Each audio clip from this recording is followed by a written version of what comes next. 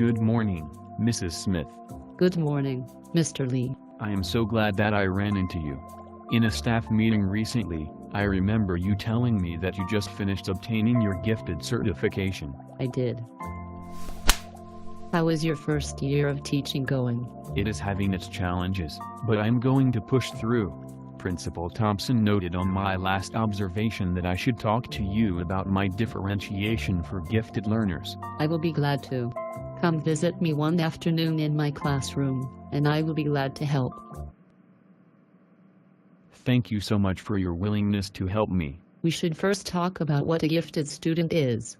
According to the state of Georgia, a gifted student is a student who demonstrates a high degree of intellectual and/or creative abilities, exhibits an exceptionally high degree of motivation, and/or excels in specific academic fields, and who needs its special instruction and/or special ancillary services to achieve at levels commensurate with his or her abilities. Okay, I think I get what you're saying here.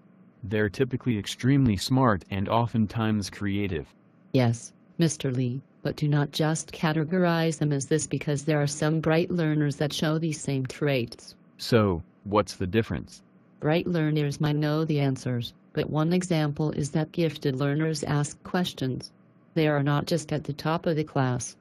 In some areas, they are beyond that of the class. These are just two of the difference between the two. Oh. So, for example, it is like Sally who you had last year. Yes. How then do we get student tested for our gifted program at Northside? They are then referred by either the teacher, their parent, or through the Georgia Milestones. There are two options that they can qualify under. The four categories under the two options are mental ability, achievement, creativity, and motivation. Do you know how they qualify under each option? Sure, Mr. Lee. A student may qualify for gifted education services by meeting both criteria in option A or 3 of the 4 criteria in option B as specified by Coweta County Schools. At least one of the 4 criteria must be met by a score on a nationally normed test. Then, I'm good to go. Then, what about what Principal Thompson said about differentiation?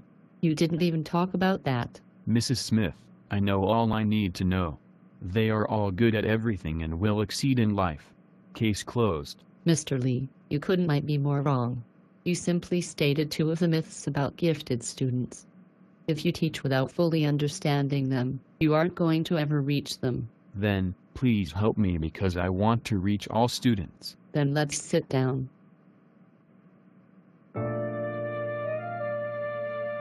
First, gifted students tend to be more sensitive to issues. It can often make them appear to be more emotional than the average student. Many of these students develop socially or emotionally at a different rate than other students. Then, what about Sally? Well, she has something called an overexcitability. What is that? From time to time, gifted students tend to become overexcited. A man by the last name of Dabrowski coined the term overexcitabilities. I didn't know that about gifted students. Then, what overexcitability does Sally have?